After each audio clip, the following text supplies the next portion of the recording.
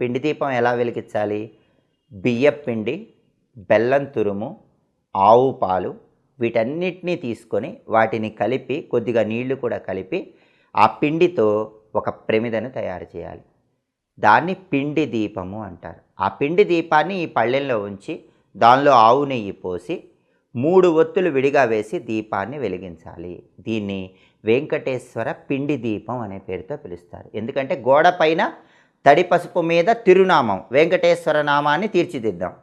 కింద పీట మీద బియ్యపు పిండితో పిండి దీపాన్ని వెలిగించాం. అందుకని దీన్ని వెంకటేశ్వర పిండి దీపం అనే పేరుతో పిలుస్తారు. ఆ వెలుగుతున్న దీపాన్ని సాక్షాత్తు వెంకటేశ్వర స్వరూపంగా భావించుకొని ఓం నమో వెంకటేశాయ అనే మంత్రాన్ని వీలైనన్ని సార్లు చదువుకోండి. మీకు వీలైతే గోవిందనామాలు కూడా చదువుకోవచ్చు. ఆ వెలుగుతున్న దీపం దగ్గర బెల్లం ముక్క నైవేద్యం పెట్టండి. ఆ దీపం వెలుగుతున్నంతసేపు నిద్రపో